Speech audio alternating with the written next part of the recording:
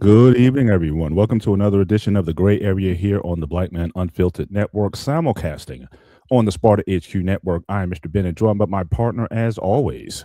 This is Sparta! The ghost of Sparta, a.k.a. Peter, a.k.a. Panayotis. Yasu, my brother, what's going on? What is going on? And happy Father's Day to you.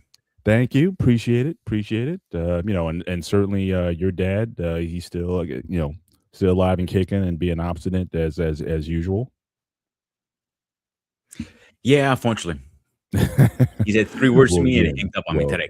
Well, again, if you see him, tell him Happy Father's Day, certainly from my side, and certainly for all the brothers out there, all the men out there who are or fathers to biological children, to children that aren't yours. I know that's a hot topic in this area now. Is it still okay to be a stepdad? I know that's a topic that's been broached many times in these spaces and whatnot, and or just stepping in to care for a child that may not be your own, being a mentor or whatever. But I just appreciate any man who decides to step up and do that.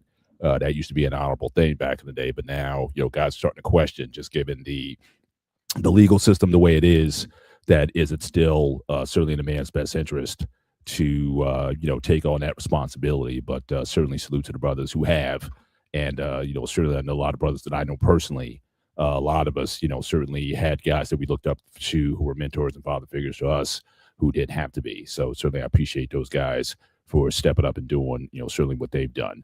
But certainly good to be here once again tonight.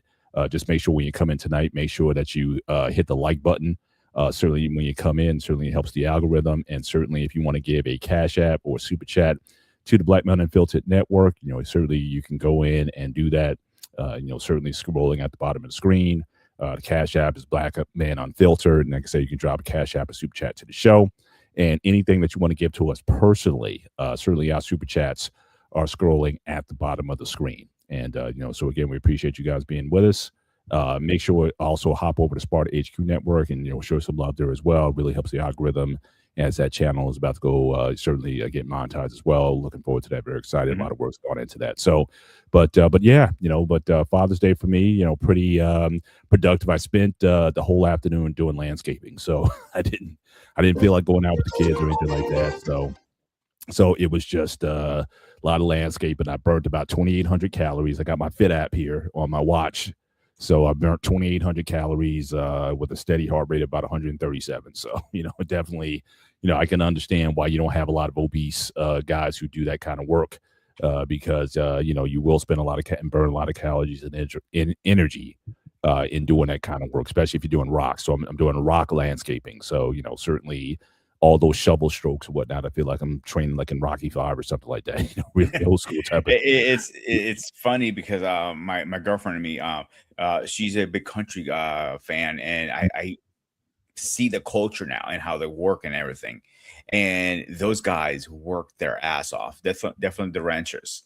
If you're, there's no money in ranching, but it's definitely a eye week and how much work they have to put in.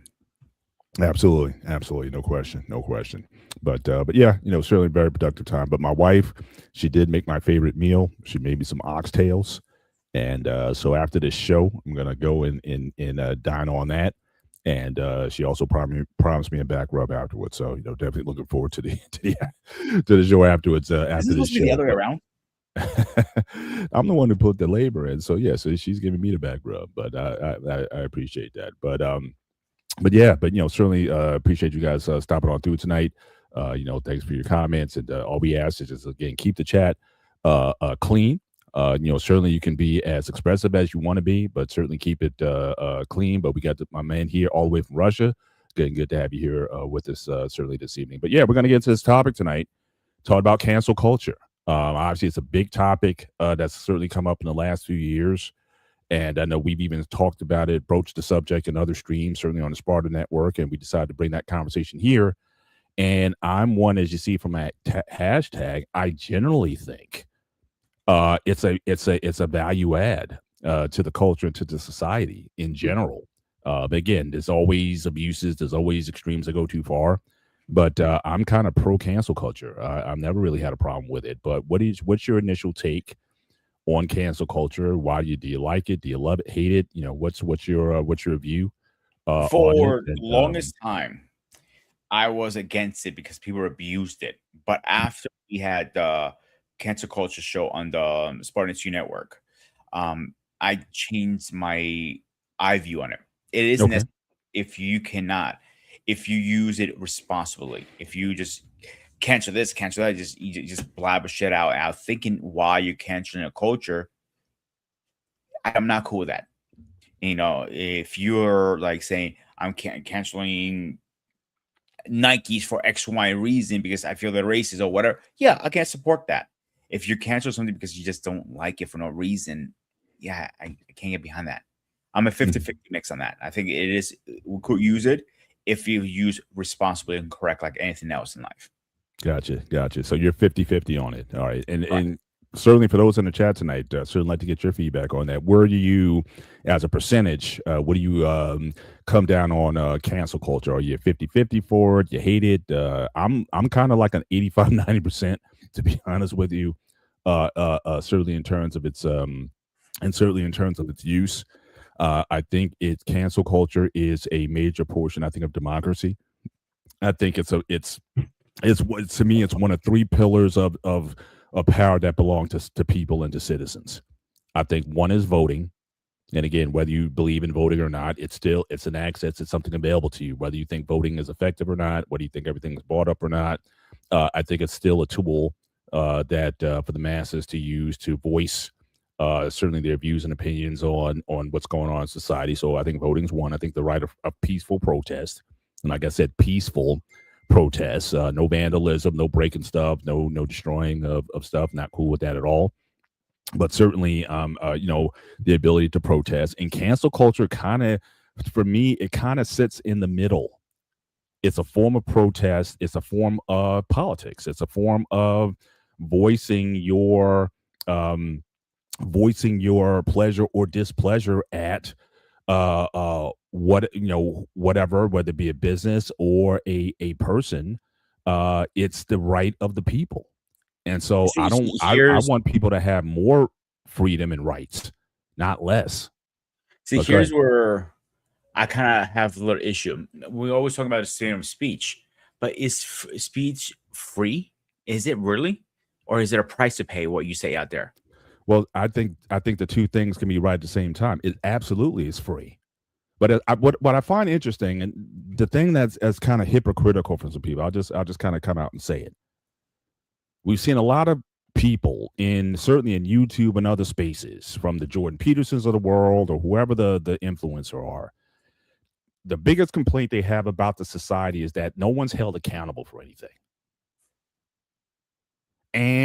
But as soon as somebody comes up with, a cancel culture or a protest or vote or whatever to hold them accountable, then they're against it.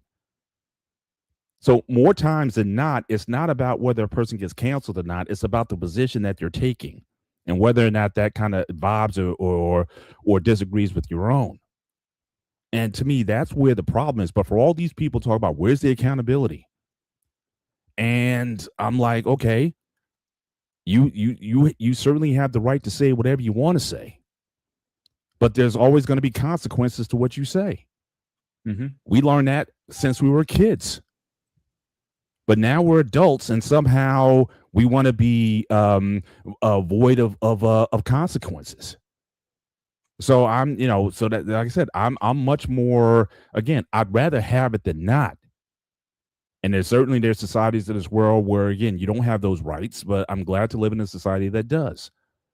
And I think certainly for the person who's going to speak or advocate or with anything, I think you have to be mindful of what you say, or be willing to pay the consequences of your actions or what you say.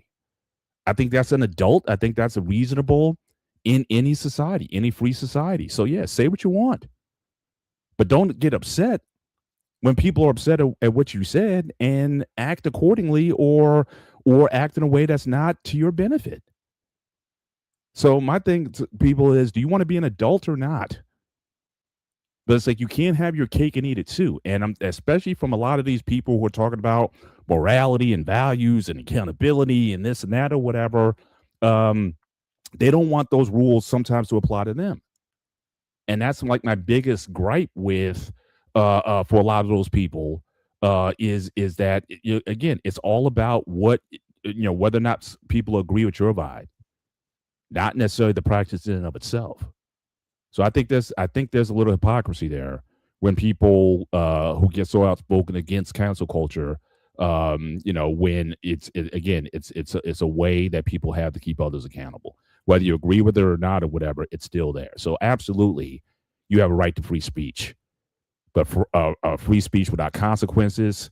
As they say, you can't yell fire in a movie theater. I think that's one of the legal arguments I've heard at certain times or whatever. It's like, yeah, you just can't say anything without consequences to it. So I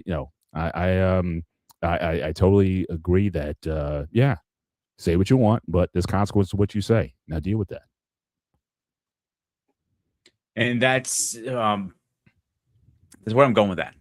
Because if you're responsible, I see this all the time on YouTube. Big YouTubers are getting canceled because of what they say. Mm-hmm. Everything you say, even us, is some things are appropriate to say, and some things are non appropriate to say. If you're responsible, like you said, like an adult, I'm cool with it. Yeah. Yeah. And also keep in mind, YouTube, just like other places, YouTube is a marketplace. Just want to read some comments here. Again, Josie Wales, 8178. Again, thank you for joining us tonight. Society has a place for people who cannot control their emotions. Better learn how to control your emotions than to have the state do it for you. Yeah, I mostly agree with that. You also can't be a vigilante either. That's not the that's not the answer. But again, even vigilantes, at least from what I understand of what a vigilante is, a vigilante is someone who operates outside the law. I'm saying that there are lawful ways for which you can express yourself. Like I said, you can vote, you can peacefully protest. Those are rights. And you can also decide to patronize or not to patronize someone's business. And so all of those, though, to me, that's not vigilante. Vigilante goes above and beyond or doing things that they're not empowered to do. Cancel culture, I think you are empowered to act and to do on things. So I wouldn't call that person a vigilante because they decide to exercise that. Another comment here, there's also a problem in that you might be dealing with someone who, no matter what you say, can't understand what you're trying to say, and they respond aggressively. I would say that could be true. And again, if that's the price you have to pay for, expressing yourself, then so be it. Or you can look at what you're, because a lot of times what we say, it's like, it's not what you say, it's how you say it. Mm-hmm. And so if you can express yourself in a way that does get it, work on your speech. I mean, the one thing I'm kind of big on, and not because I'm some prudish person, is just people's language in general. I just think is Have you met me? Yeah. But I'm just saying, but I'm just, okay, here we go. You've reached your limit on talking. Shut the fuck up. Okay, you can continue now. I made this point in the past. Again, I'm not so anti-swearing that it's like, I'm not a prude, right? I mean, I go to comedy clubs. I go to, I watch R-rated movies. I mean, it's not so Bro, much the think of how many swearing per se. comedians we had on both of the channels. Absolutely. They were worth. Absolutely. Like I said, I'm not anal about swearing per se. But what I am kind of swole about is that you got 250,000 words in the English language. And I know too many people where half their vocabulary is 7 words. It's like, I mean, can you find a way? And the thing about it is, what really bothers me is when person says that, oh, I'm being real or I'm keeping it authentic, as if to say profanity is authentic or real. And I'm like, No, it's neither one of those things. You can lie and profane.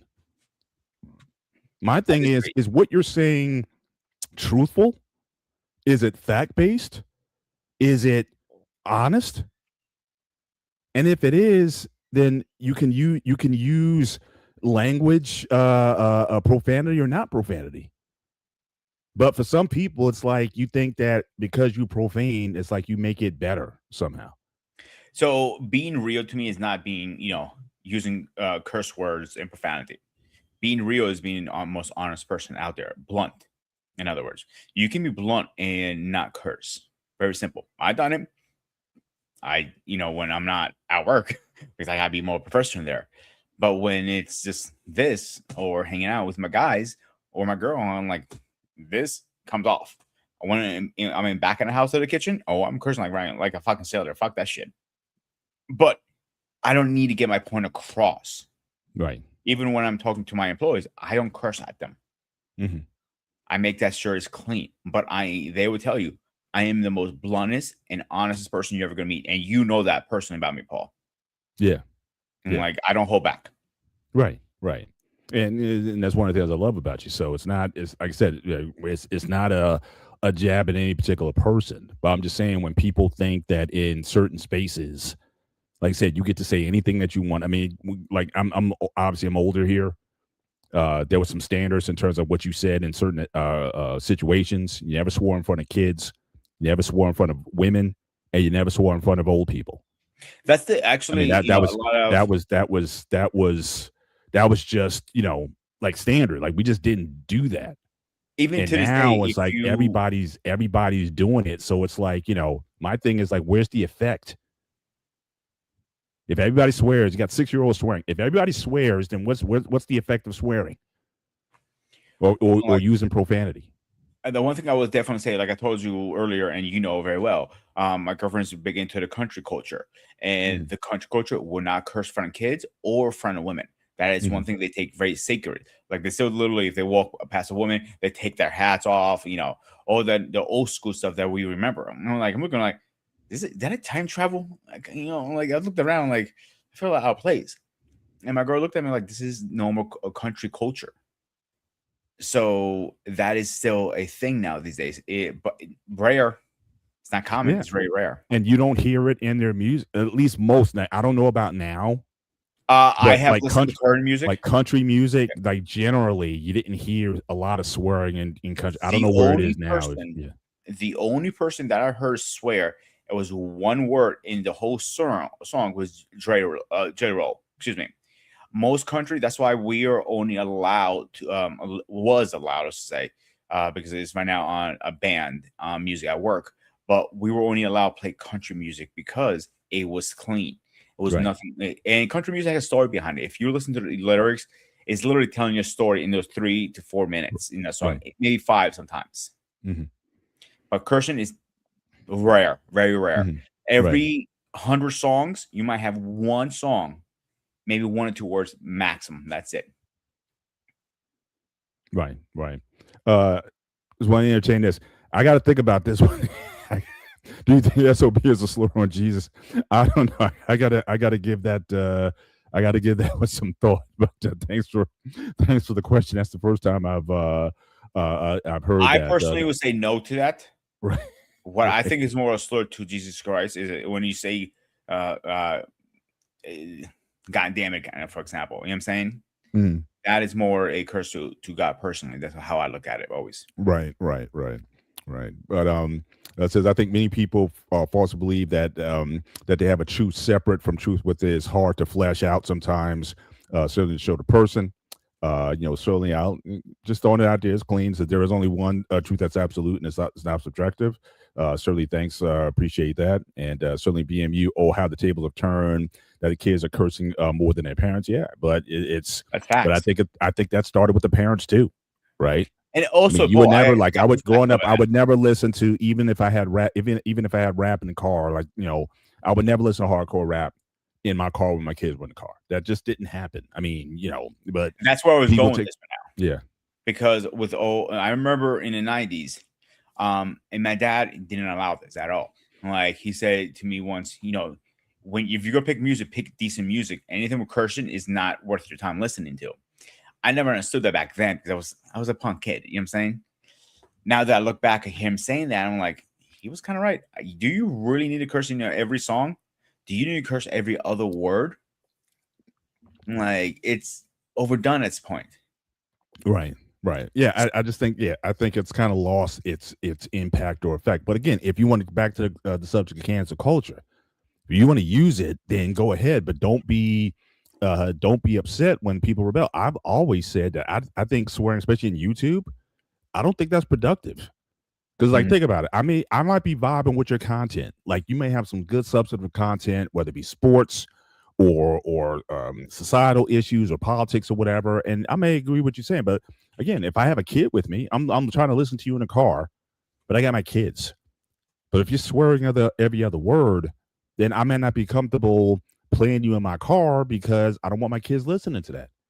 So I mean, again, I don't see how in anything unless you are, like I said, like an R-rated film or like I said, a comedy club or something where you're trying to be outlandish or there's violence or extreme or something like that. And whatever the subject matter is, okay, I get that. But just in everyday parlance, like how does profanity help you out in terms of growing your channel or your network? Like I've never heard anybody say, oh, I'm not listening to that person anymore because they don't swear enough. Like I never heard that. It's like, is your content good or is it not? And my thing is I always want to attract people, then turn people off. So I'd want Christians watching me. I want atheists watching me. I want everybody. I mean, I don't want to turn anybody away, which goes to one of the points I'm making about business. I think for a lot of businesses, I think they've gotten off message when it comes to business. Because more times than not, again, the main thing in business is profit. And you want to be able to attract as many customers as you can to your business. And when you decide to do things that could potentially hurt the bottom line of your business, then I have no empathy for you. If people decide to cancel you because you say something either in, like, say, a song or on YouTube, or you say something offensive and that turns people off, they have every right to go somewhere else. In fact, it's interesting because a lot of those same people would say, well, if you don't like my content, then leave. Don't watch me. And then guess what? People don't watch. And then you complain that you got canceled. It's like, again, you cannot have it both ways.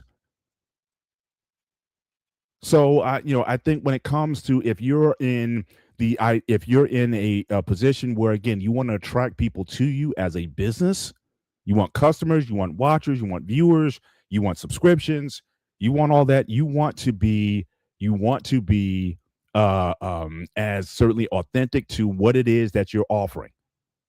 If I'm selling a product, then I'm going to focus on the product, not necessarily what my political views are or who I voted for or my personal opinions on things. It's got nothing to do with the business. And I'm not one of those people that's going to mess up the bag because I need to say, but if I do decide that because of my influence, because of my success, because I have an audience, because I have whatever, if I do decide to step out, then I'm also saying I'm willing to deal with the consequences of whatever that is. Now, the thing about it as well is some people might be attracted to that. I might get customers that I didn't expect I would get because I spoke out, but then I may lose some people as well. Again, as long as people are willing to accept the consequences of their actions, I have no problem with people getting canceled. It goes with the territory. And so whether you're an athlete who decides to speak up, again, some people are going to accept what you say, like you for what you say, and hate you and say, look, I'm not following guy. So be it. I have a list here. Several YouTubers who got canceled. All right. And there's a similar equation here. Most of these guys got canceled because of racist comments. Mhm. So Sean Dwayson, according to his report, he was canceled because of racist comments and racial jokes. Jennifer Starr, racial accusations and racial feuds with people. Again, you can't do that, on this kind of field. And YouTube is very strict on those policies when you sign up for your channel. And now in China, on your your what's the word I'm looking for? Just your Gmail account, and it's very strict about that. James Charlie or something like that. He got canceled mostly for his major political feuds. Guess he was very politic on his channel. Yeah. David Doink, really? That's a weird fucking name. He was what says here too? Involved with a accusation and unsafe standard. Logan Paul actually got canceled. I didn't know that. Did you know that? No. Yeah, according here, Over a Japanese acknowledgement of force. So something about, he might be got into it with somebody like that. I know he was on the edge of getting canceled because I know a lot of his stuff he said. Like I'm questioning, like, how did you still have same with what's his name? The UFC guy who's always has a podcast. You know what I'm talking about. Oh, Chael Sonnen? No. He's not a UFC fighter. He's a UFC announcer. Man, I can't remember his name right now. He's a big pothead too. Yeah, you know what I'm talking about. I know Joe Rogan. Honestly, I don't Joe follow Rogan. There you go, Joe Rogan. Well, he's not like question me. Well, he's not. He's doing very well. He's got that Spotify deal, so I don't think he's getting canceled anytime. I don't think he's getting canceled anytime soon. But he's certainly very, certainly very outspoken on certain things. And I know he's very outspoken during the pandemic. He was outspoken in terms of his political positions. So again, that's fine. Like I said, I'm not trying to say to anybody that you have to, put a limit on what you say. Say what you want. Absolutely. But don't complain when people stop patronizing your business. Or if something gets found out about your business that you're doing things that are deceptive or what have you, they understand maybe how your business was founded or where you made your money initially, whatever, and people decides to make a change. It's like, I no longer want to support this. That is totally fine. So I like I said, for me, cancel culture, for me, the biggest example of cancel culture was the 60s. Someone said civil rights was in the 1960s. Again, the whole thing with Rosa Parks and that bus boycott that was led, in that situation. I understand there was another person who was certainly also discriminated against that people don't hear of because of that. But again, people mobilized. Mm-hmm. The first rideshare businesses really got started in that process. Instead of taking a bus, people decided to do car sharing, carpooling. That was the first time you had rideshare back then. I got no problem with that. So again, I think that it is a political, it is a social instrument of the people. And just like anything else, you have to politic for it. So again, one person can't get you canceled. If that person decides that, this person needs to be canceled, so they're going to start a campaign and they're going to rally a bunch of people. It's like anything else. You got to go and politic for your positions and win people over to your side. So just like there's political elections where you have to convince people to vote for you, you got to convince people to ride with you. If you say, look, we're leading a campaign, we want to cancel this person because of X, Y, and Z. That's a decision that I make. I may say, no, I don't think that person needs to be canceled. Sorry, I'm not signing up for your petition or for your, whatever poll that you're raising or fundraiser to get someone off the air. I may not agree with agree with the position. And so look, you don't have me as a voter. I mean, that which is essentially what it is. So at the end of the day, it's all politics at the end of the day. But that's the market. I like I said, I would rather be in a society where you have that right to do those things than be in a society that limits free speech, that really limits free speech to the point where you can be imprisoned or worse because of what you say. Give me the liberal democracy where the left and the right have certainly used their capital to cancel certain campaigns or business. Remember with the whole Bud Light thing that came out a few years ago? They had the trans person in the Bud Light ads. I don't remember it. I remember hearing about it. I didn't remember watching it. Does that make sense? Yeah, but it was like a big blow up, and people were just not having it. And I think Budweiser, I think they lost like 25% of their Bud Light sales or something like that because of the the protest. So look, they took a risk.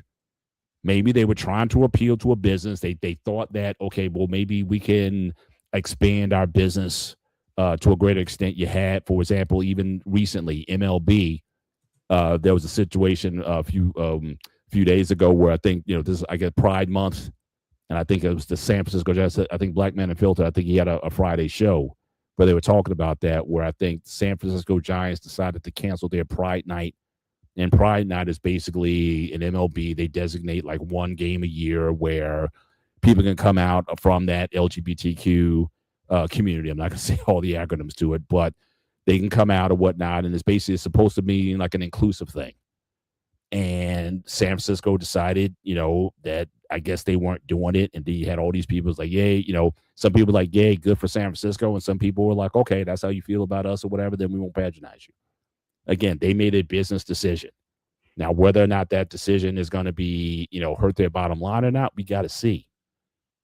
But all 32 teams, out of all the 32, I think they were the only ones that did not have their Pride Night. That's fine. Listen, we'll see what the numbers are. We'll see what the numbers are like. Like, you cannot be a part of something because it's against your belief. That's fine, but you still have to respect the people's rights. End of the day. Mm-hmm. So if they want to celebrate something that you're against, you don't have to be a part of it. Don't turn this game on. Don't do anything. Just keep it alone and keep moving forward. And does it really bother you everyday life? Probably not. It's on TV. How can it bother you? And it may bother people who live in that area, but most people, it doesn't bother them because they're watching on TV. So if you're against the pride thing or whatever, just live and live in peace, like you live in peace. That's what they want in there, most of these people. Again, I do understand there's some extremists too who try to shove this down your throat, and I'm against that. But if they leave me alone, I'll leave them alone. I'm cool with it. What do you think, Paul? Generally, I agree with that. If you're cool with it, I'm cool with it. But again, I'm cool either way. If you decide to step out, again, whatever consequences come your way. Again, I don't believe in violence. I don't think people should be intimidated. I don't think people should be, assault, any kind of thing like that. I'm not down with. And so, whatever the rights that the society gives you, I'm all about. Again, this is about upholding the law. And people have a right to protest or to march or to do anything that they want to within the bounds of the law. And so that right that protects them also protects me. Correct. So again, I just kind of leave that alone. But when people just try to, into anything that tries to interrupt that. Now, again, there was something I know BMU. He did something. There was I think it was a barbershop a few years ago. I think there was this protest in I think it was like either New Zealand or Australia or something where you had like those guys, those athletes that do that haka dance before games like that Oh, New Zealand the dance or whatever. Samoans, I think, is it? Samoa, it's all that kind of that Pacific The war is a warrior dance. I know that, sure. yeah, that warrior dance or whatever. So basically, you had this guy who had this church. So I guess there was some pride event that was going on, like a parade or something that was going on in that country or something. And these guys decided that they were going to show up there and to kind of disrupt and interrupt the protest because obviously they were against what they were doing.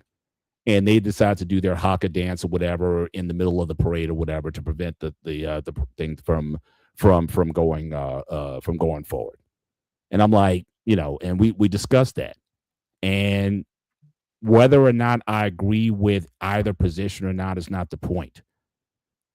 For me, again, they obtained a license to be able to have their day. It's within their laws that was accepted for them to have their day. And I think they should have had a right to do what they did. Now, the people who decide to interrupt, I'm not cool with that, regardless of what the positions are. You don't have a right to disrupt someone's peaceful protest or celebration or whatever that is. If you want to have your own day, you go through the process just like anybody else. You go and apply for a license and you have your day and speak out against what you want and all that kind of stuff. And nobody has a right to stop you from doing what you're doing. And I totally agree with that. And like when they apply for the permit for the Greek Independence Day in New York City, the parade, they all have to go through their license. They do one in Philly too, and some other states. Yeah, and I just found out. Work for anybody. Yeah, and like I know a bunch of African Americans who live in Greece. There, speak better Greek than me. Believe it or not, Paul. Mm-hmm. Like Yanni, he's a big basketball player in Greece. You know who I'm talking about. The national team, absolutely. Very respectful gentleman, very respectful. Anything I've heard about him on the news, you don't hear one bad thing about the guy because he's respectful. Now, absolutely. Behind closed door, he might say, "You know what? Fuck you." He might be saying that, but it doesn't bother him because behind his closed doors and his privacy. What happens to your home is your business. But once you step out these doors, it becomes everybody's business. When you put it on air like this, it becomes everybody's business. Right. You know the old saying, what's on the internet always stays on the internet? It's true. I'm sorry, what was that? The old saying, when it goes on the internet, it always stays on the internet? Yeah. That's kind of true if you think about it. Yeah. So watch at least before it's taken down. They can be taken down, but if you grab it before it's taken down, I know a lot of people they'll hit a tweet and delete it, but someone captured the tweet before it got deleted. So again, that can happen as well. But but most times it's been already passed through multiple people by the time it gets to the point you delete it, because it takes literally like that to pass it through. It takes a couple steps to delete a post. Right. But I'm just saying, it can certainly stay up there for longer, but not because what you did is again other people can take it. Yeah. I want to acknowledge just real quick before we go on. Liberty Twitcher, again, always a pleasure to have you in the building. What if the protest isn't people? Is it okay to damage public property and make your point? Absolutely not. No. And I let off the show. I don't know if you were here earlier. I am totally 100% against violence, against a destruction of property. Again, peaceful protest, I am all for. When it becomes unpeaceful, I am totally against it. That is not cancel culture. That is not a right that people have to do. And I'm totally, regardless of who does it, it's not regardless of your political position or what party you belong to or whatever. That's a no for me. And so I'll criticize anyone who goes out and does things that damages property or people or prevent people from their peaceful protest. Like I said, I was just saying, I don't like it when someone's protest, or you have a right to a march or whatever it is, and that gets interrupted by people who want to violate people's rights to have their protest. I think, again, if you want to have your protest, get in line like everybody else did, get your permits, have your parade, have your march, do whatever you want. But no, absolutely, no one has a right to violence, and I don't think certainly that's. And if anyone wants to associate that with cancel culture, I think it's a misapplication. certainly in my view. But And it goes back to my original statement. If you use it respectfully, I'm cool with it. But when you start damaging and breaking things, no, I'm not cool with it. If that was my business, you come in breaking things, I'm grabbing, I'm grabbing what I got in the back there and defending my property. I don't care what it is. If it's from a golf club or a chair or whatever I have in my hands, I'm defending my property. You better get off my fucking land. Absolutely. Again, Liberty Church asked the question again: what if they start looting during the protest? Absolutely not. And I'm I want to meet the person who says that's cool. To be honest with you, because I haven't met one who is okay with that personally, but I would certainly want What's to funny know. about that, Paul? The what's that? people who do that won't come out and say, "Yeah, let's do it. That's cool, man. Come on." And like the purge, they won't come out and say that in public. But when shit hits the fan and shit happens, they're the first ones in line, like with bats and stuff to start breaking people's stores and stealing stuff. That's not cool. I don't care, bro. Look what happened after the baseball game that won the other day. They were New York was on fire, pretty much almost. They're destroying everything. After the next you're talking about the Knicks? The Knicks. Yeah. Win. Yeah, there was a lot of arrests. Again, there were. I mean, you had fans, San Antonio fans getting. I think that first game in New York. You had San Antonio fans getting harassed. San Antonio fans getting assaulted. Yeah, those people should be arrested. It was like 13 arrests that night. I think 26 in total. That's 13 were like criminally charged out of the 20-something people who got arrested that night in New York. Absolutely. And so, again, have your fun. Yes, you won. But again, when you start, anytime you have one of these celebrations, cars getting flipped over, cars getting turned, a new thing lately. burned. That's a new thing the last couple of years. If it started with the Eagles' first Super Bowl, they won, and they literally trashed Philly completely. Then the second one, it was like that's where the trend started. I think again, I don't have it paperwork or documentation to prove that, but I feel in the last couple of years, if I had a point of interest, I would say when the Eagles won the first Super Bowl, that's where all this shit could start. People flipping things and everything like that. Philly's already trashed. You just destroyed it completely. I remember, World Series in New York, Stanley Cups winning in New York. Nobody ever trashed New York. It was always a fun, happy parade afterwards. Yeah. Now, you better bring your armor. Bring your armor because you're gonna need it. And that's not cool because people pay for those cars, pay for the property. Somebody has to pay for all the damages in the what's called it. In the middle of the street, if you rip light posts, stop signs, all that stuff, somebody has to go out there and fix that and repay that. Somebody has to pay labor to do that. And that's where your taxes are so high usually. Yeah, absolutely.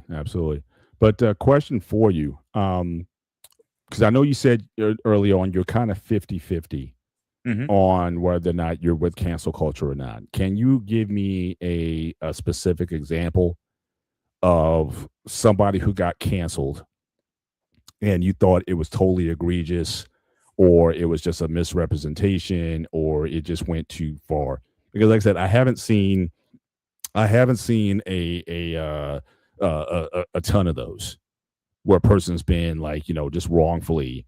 Because more times than not, what tends to happen, in my view, is people are afraid to oftentimes admit that they made a mistake, or at least catch it early. And more times than not, what people see doing is like doubling down on what they're saying because they don't want to look weak or whatever it is. And they just kind of, again, they get themselves under the hole, and rather than just coming up just like, what, my bad, they just keep digging. But do you have an example of somebody or situation where someone got canceled improperly? Because like I said, generally I'm pro cancel culture in general, but something where I can look at that and say, okay, yeah, that was kind of messed up that they got canceled for that. He almost got canceled because he made a comment. And who's this? I'm sorry? Who's this? I'm about to say it right now. Do you remember Maven, the wrestler? Yeah. Okay, he has his own YouTube channel, very, very successful YouTube channel. It was like 2-3 years ago.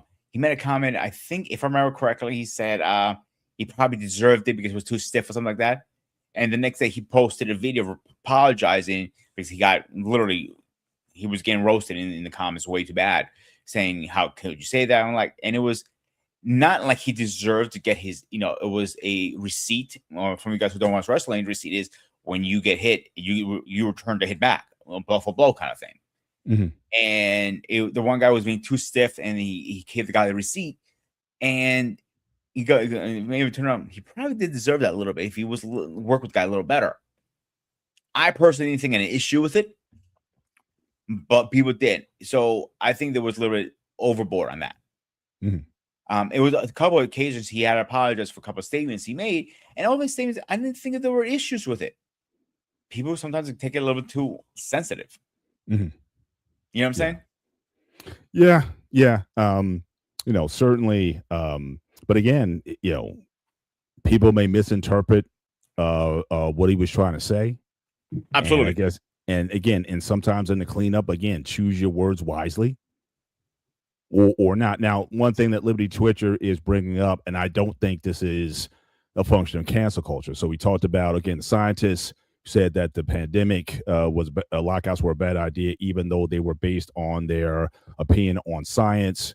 And it says the White House calls Facebook and other to cancel those scientists. Now, again, this, for me, gets into an area that goes a little too far. When you have governmental entities, like I said, I think cancel culture is mostly a function of the people to take action in terms of where they choose to spend their dollars or who they decide to patronize. But when you have entities, government entities, that try to manipulate information, now you're getting into propaganda. Now you're getting into state messages. That is not, to me, that is not what cancel culture is. So again, that is something I think all of us need to be mindful of when a government starts to. Hey, Josie, again, appreciate you being alive. It seemed like you were in a lively discussion tonight with a whole lot of people. But again, appreciate you. I appreciate you certainly coming on. Come on back later on. But yes, again, abuse of government power. That is not cancel culture. That is exactly what it is. It is government abuse. That is state-sponsored TV. And regardless of who does it, whether it be a liberal, Republican, whoever's in office, when you use the power of the office to try to censor, again, I'm worried, concerned about, again, I'm not, not trying to get overly political tonight, but again, when you have government entities trying to use the FCC to censor speech, I'm nervous about that. Whether or not you decide to watch somebody or switch off from somebody because you didn't like what they said, go ahead and do that. If you lose ratings because of that, I got no problem. That is perfect. But you try to get the FCC to try to do something like that, nah, that's going too far with me. Because you're talking about the entities who have absolute control over whether or not your stuff can be seen or not. I agree with you 100%. That's why I'm laughing right now. And that is really that is yeah. Because so that's yeah. Like Liberty Twitch said, is the abuse of government power. Absolutely. Like, these journalists and press, at one point, they weren't scared what to say on air. Obviously, to a certain limit. You can't be like, fuck that. No, nothing like that. But it was more like, listen, I think he shouldn't be in office because of my personal reasons. This, or, you got to watch what you watch. You got to be careful what you watch on the news now, is because a lot of it is corrupted. You have some channels that are more in favor of which politicians, all that stuff. Yeah, unfortunately, the news is not what the news used to be. I think we're both going to agree that. Well, again, I think part of it is, again, the independence of news. I mean, the fact that you have a lot of these corporations and these mergers that are going on, where you have these big conglomerates that are buying up all these media companies, who are also trying to garner favor with political influence. Again, I think that's a problem. I mean, I almost think that journalism in general, or news, we talk about the three branches of government, right? Executive, judicial, and legislative.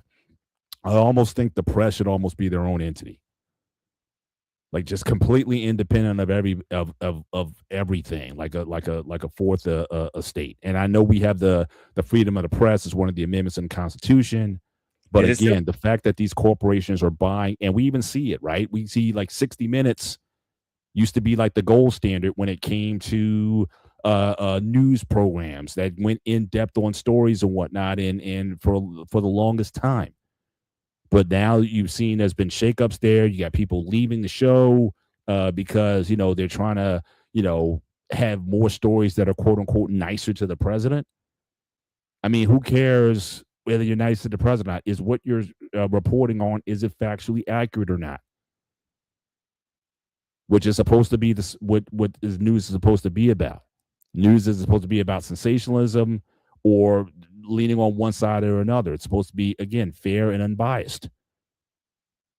And yeah, you certainly got channels. I mean, certainly, people talk about the liberal news, and then you had Fox or whatever had to come in and get the other perspective news or whatever. But what happened to just news? I still remember growing up watching like Walter Cronkite or these other guys on TV who would kind of give it to you straight. You're in an interview with them. They're going to give you tough questions. They're not going to give you softballs ahead of time. They're not going to say, okay, we're not going to answer that. It's like, look, you either answer the questions or we end the interview. To me, that's what journalism is. Now you have it where everybody's trying to be a journalist. And I'm sorry, I still think there is a role for real journalism. There's principles and ethics in journalism. Just because you post something on YouTube or Facebook or any other social media does not make you a journalist. But you got all these people who are putting stuff out there, like, and it's sad to me that you have all these people who are getting their news. I think a lot of millennials and Zers are getting, like, half of them are getting their news off of social media. They do. Now, I'm not saying whether or not I'm not even saying whether or not social media is what's being reported, is it right or not. I'm saying, but traditional journalism, there's a process that you go through. There's editorial review. You have an editor that's got to sign off before you can print this story. They're going to ask you questions. Who are your sources, your backgrounds? How is this verifiable? And if they make a mistake in the story or whatever, they typically come out and apologize. We messed up. We made a mistake in the story. It happens. But because the money that's involved, I think even the news has gotten corrupted. And I think it's more about what appeals to an audience versus telling the audience the truth. And that's a big problem. And it's no wonder that, people are turning off or going to other sources to get news. But I think we're hurt by the fact that you were going to have like 2 or 3 entities owning all these entities, Paramount and all these companies combining and merging, and all these news organizations falling under the leadership of people who are not even news people. The thing with 60 Minutes is the guy who's running 60 Minutes now isn't even a news person. And here's one thing you have to also keep in mind, Paul, with in getting your news off the social media. Social media is a business at the end of the day. Let's be honest here. So and they can control what they want on their business. That's their business. So if it's my business, I can say, hey, I want to put pink ponytails on unicorns and run across my screen. That's my business. I mean, who the hell are you? I'm making money either way. I cannot tell somebody how to run their business. When you sign up for Facebook, YouTube, all this stuff, you hit the little button, you agree to terms and conditions. Bet you 10 people out of 1 doesn't even read that shit. Mm-hmm.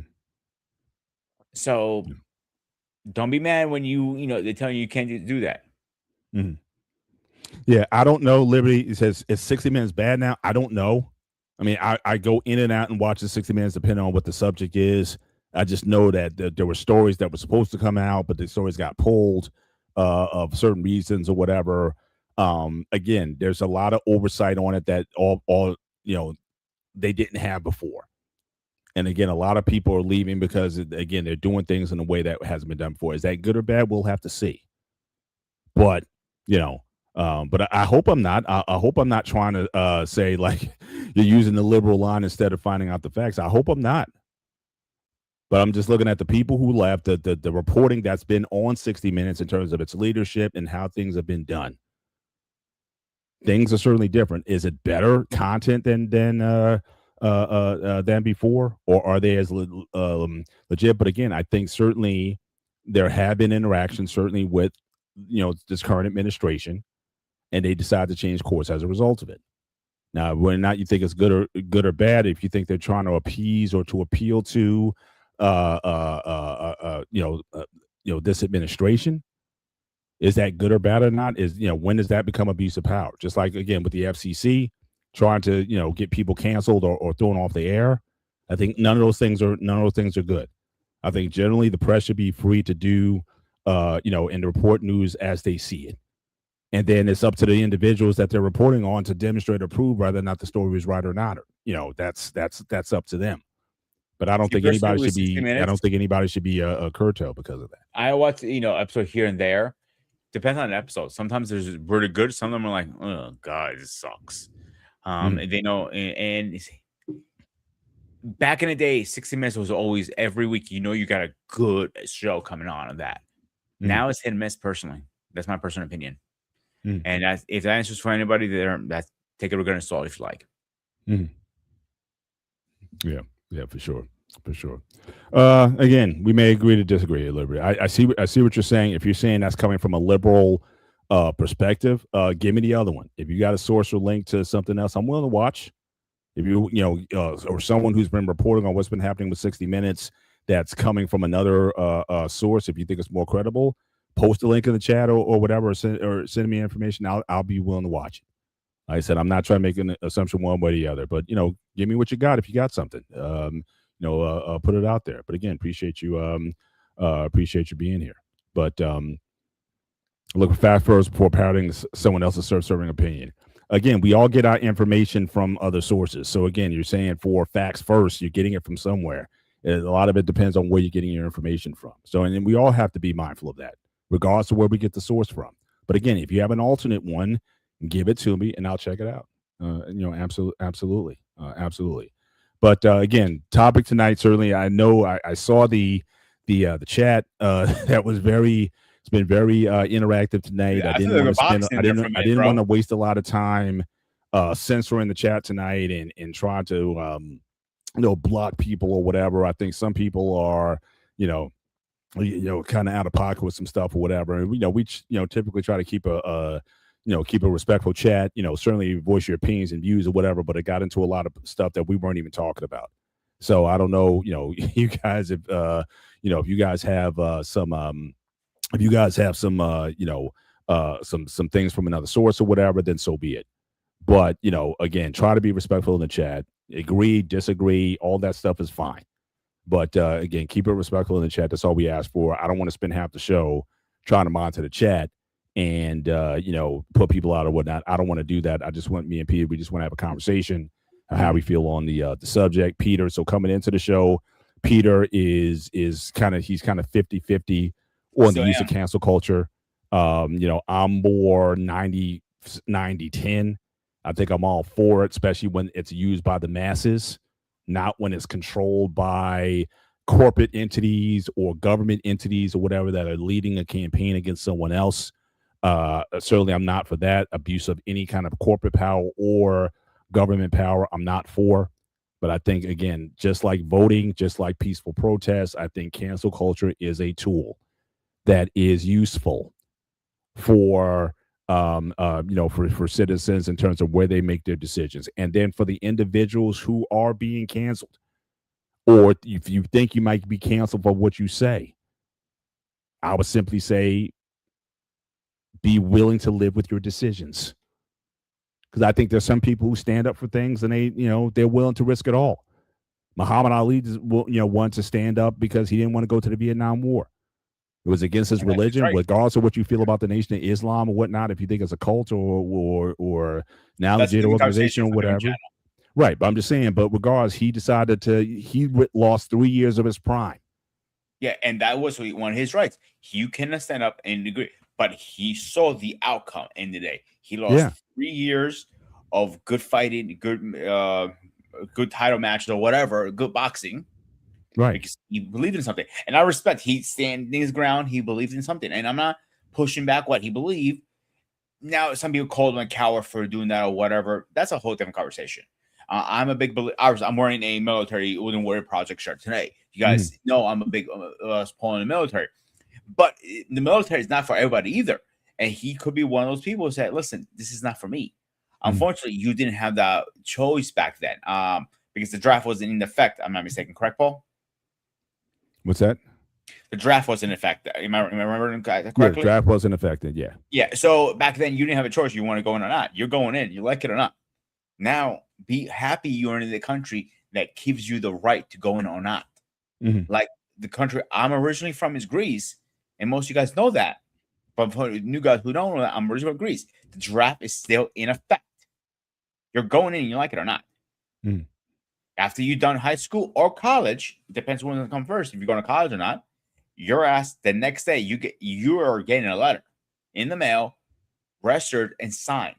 You go to the police station and you do some paperwork, and then a few days later you get another letter and you report to your station. Simple as that. Yeah. Now you mentioned Greece. From what you know, talk about Greece a little bit when it comes to cancel culture as a, again, a tool of the people. Is that you think is widely practiced there? And again, we did get into a little bit of a conversation about the government interference in censorship in terms of what people say and whatnot. Is it as big in Greece as it seems like it's becoming here, or what's the vibe just from your perspective, being a both lived in Greece as well as Greek American, Greek views on this idea of either canceling or censorship or whatever? How does it typically go over there? So you can say your piece, obviously. Nobody's going to torture you or kill you or whatever, you know what I'm saying, for saying your piece. You know what I'm saying? You have the right of peace. But it's no such thing as cancel culture in Greece. You can say your piece and just move on your day. So that's it. Like say, oh, I agree with, politicians is the biggest thing, or football teams, you know what I'm saying? Soccer, for most of you guys don't know that. It's, you have your say and that's it. Now, if it comes to soccer, you might get a black eye or two because soccer gets very physical. Greeks don't mess around with soccer. Soccer is that number one thing you don't argue about in coffee shops or on a soccer field, because you're probably going to get jumped. But everything else is free game. You can talk about whatever you want. You don't cancel something because you disagree with it. They think it's like, if you hear that in Greece, you're probably going to laugh, to be honest with you. So someone in Greece, whether it be an entertainer or a sports person or politician, they can say something that might be offensive to another person or whatever, and there's no repercussions for what's said, either certainly by the voters or by the customers or whatever. They just kind of just live with it. It's like, oh, he said it, whatever. I mean, kind of brush it off and move on with the day. There might be somebody's talking about it for a week, and then it's done after that. You won't hear about it again. This very small period of time people talk about it. And what about news coverage in Greece? Is it it's not run independent, or is it kind of like, does the state have a lot of control over what people watch, or how's that media work in Greece? I'm not 100% sure, to be honest with you, if the state or is private run. The stations are obviously privately run, but the airway is government run. You need your permits and all that stuff to run that stuff. So I'm not positive, but if I had to say, I talk on my ass, it's probably privately, because I know other channels that I used to grow up with, they're not in the air, like Junior TV, for example. It was like it was like Cartoon Network almost in Greece. They got pulled because they didn't have the right permits. So I'm pretty sure it's private owned, government run airlines, if that makes sense. So you can pretty much put anything on the air now in Greece. It's like censorship is so low, it's not even funny. The only thing they put up, like here, of your subscriber or rated and premature and stuff like that, they put that on there now. So okay, but they still allow it, because you said like in Greece, like nudity is in the TV shows, the soap operas and stuff is like nude and all that kind of stuff. So it's pretty common. It's pretty common. Even now, they kind of cut back now a little bit of it, but not as much. It's still there, but now it's like a warning. This show might have but I guess the question would be, why would you think? Because that's almost like a regressive move, right? I mean, here it's like things have gotten more liberal, if you will, in terms of what you can see, what you can say, or whatever. I know where you're going with this. But it seems like with Greece, they're going backwards. I mean, if it was like okay in the 80s or the 90s, why all of a sudden they've gotten more conservative? 2 reasons. Okay. You want to hear them? Go. So the one reason, they wanted to put a American citizen as a president, and they backtracked us multiple times. Second was they had wait a minute. Go ahead. They wanted to put an American person as president. Yep, and they did. Who? He was I don't remember his name off my head, to be honest with you. He's actually Greek roots, but he grew up. Oh, but he kind of grew up in America, and they made him. He grew up. He was born in the States, but he had Greek roots because he go to Greece all the time. He had family, but he knew his life there too.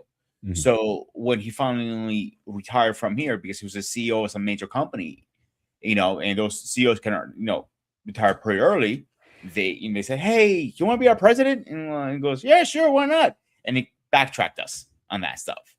And the second reason is they had a politician who came from the States, born in Greece, but raised in New York City. Actually, he was like, if you get my idea, he's part of the LGBTQ community, and he backtracked us really bad because in Greece, same-sex marriage wasn't a thing. To like now they're fighting for that. And the church is up, up arms right now. Right. They literally, they're going crazy for that now. Like they said, no, we're not doing this. But I'm still asking about the censorship though, or the, like I said, the warnings on TV and whatnot. Like, why has Greece gone backwards? The president said so. That president made that law pass. So he's the one who put it on that you have to share these kind of messages or whatever before. That's what I'm trying to tell you. Yeah. Wow. Yeah.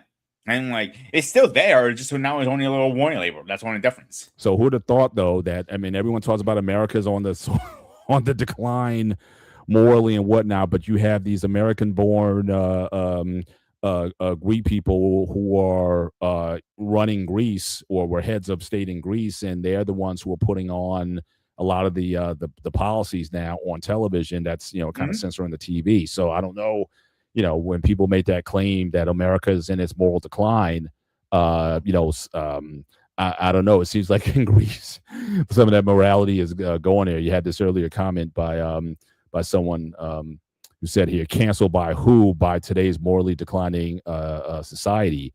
But apparently, in that case with Greece, you had some guys who went over there. And if you see his next comment, he also sent some morality. He said, he lives in. He certainly loves the.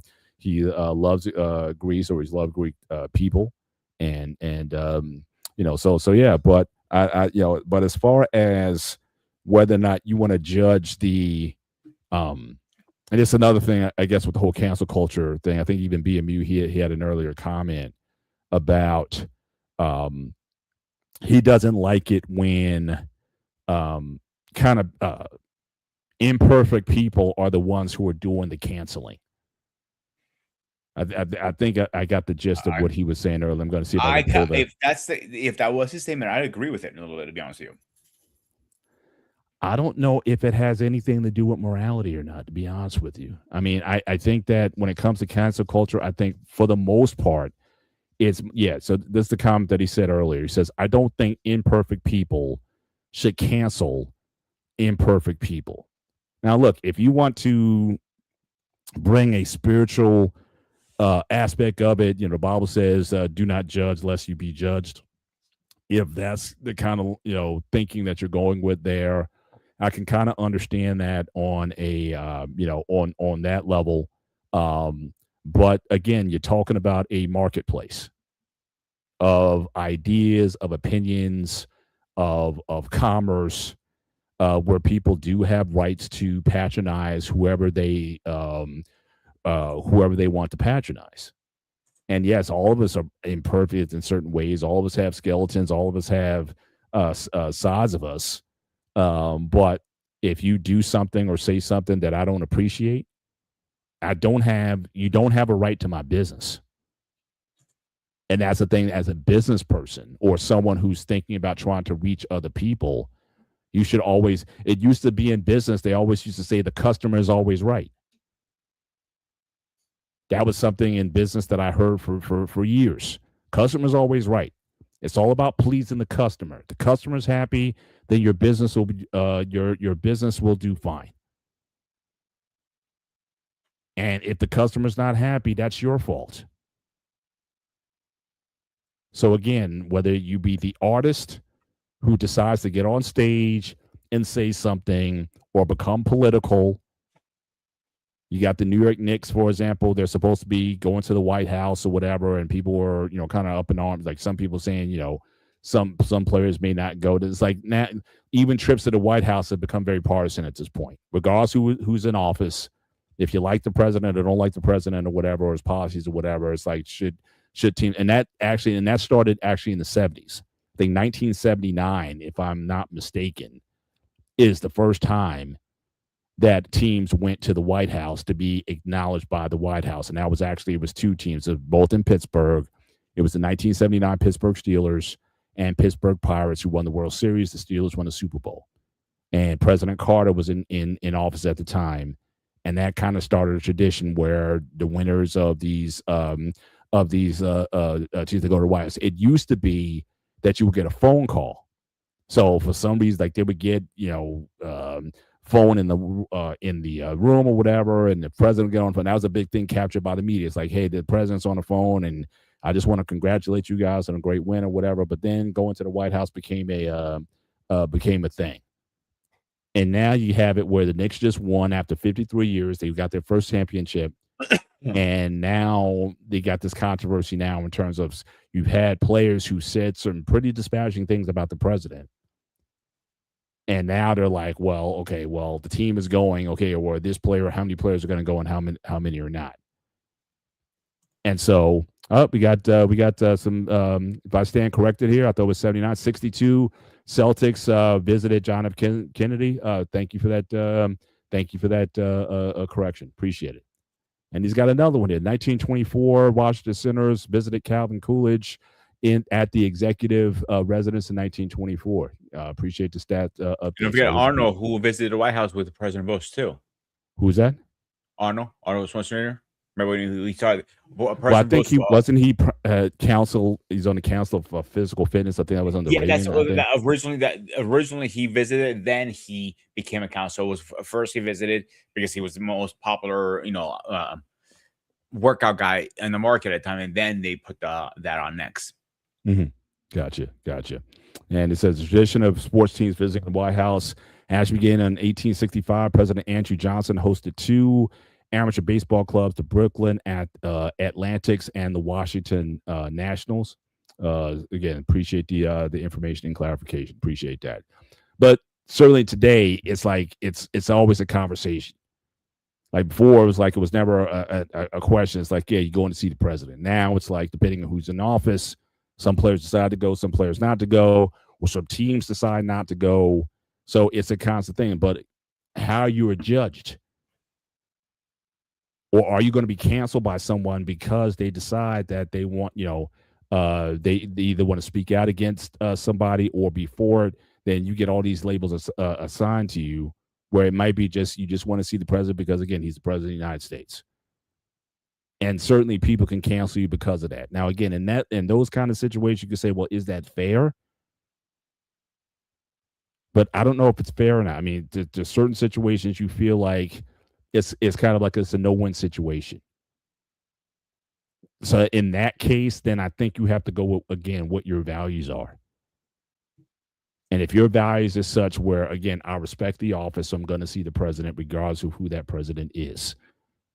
And some people thinking I cannot, see or visit this president or his administration because of the policies that they have that go against my values, and therefore I will not go.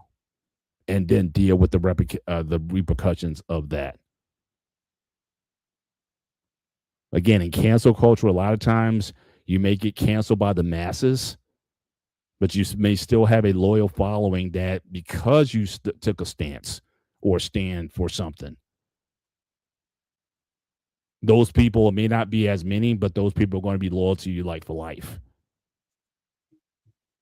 And so again, you got to make a trade-off in terms of, is my conscience clear from the decision that I made? Or are you in the business of, again, attracting more views, more clients, more customers, more profits? And if it's all about the profit margin, I know some people, they change their positions, like, depending on how the wind blows. Because they're always looking at, again, what's going to put me in the best position to, again, stay above, to stay relevant and to stay profitable. And some people don't have morals or values at all. So to the earlier question about, again, imperfect people, judging or canceling imperfect people, it's still a choice at the end of the day. So I can't, you may not, certainly like those circumstances or people. You can always point the finger and say, well, look at this person, look at that person, or whatever. Why do we honor certain people? And why? I'm actually in the business now where I don't honor anybody. I think we talked about that on one of your shows. Like there's like a lot of people we talked about like I don't wear, for example, people like faces on my people like famous people. Like I don't wear people's faces on my like on a T-shirt or something. Like I don't do that anymore. I seldom do jerseys of famous people or players anymore, because as much as I may respect what that person did, like either in their sport or what have you, I don't necessarily know them as a person. And sometimes what happens is the more you find out about a person and their lifestyle or whatever that was outside of it, it becomes displeasing. So like, for example, like Muhammad Ali, you can certainly appreciate his boxing skill. You can appreciate his political position, not going into the draft. You can appreciate him coming back after the 3 years and winning the heavyweight championship and all those things, 3-time heavyweight champion. You can appreciate all those things. You can appreciate his, or not appreciate, because a lot of people hated Ali when he was relevant. He was a very polarizing figure. He was beloved by most Black Americans and most people of color in general. A lot of conservatives and whatnot weren't necessarily feeling him like that. But regardless, you could certainly admire him for that. But for me, in recent years, I don't know, because certainly his wife, his main wife, he's been married several times, but his main wife has been coming out lately, and she's been spilling tea on the type of guy he was. And we all know that he wasn't necessarily the most faithful husband, as much as Nation of Islam talks about, purity and all these kind of things.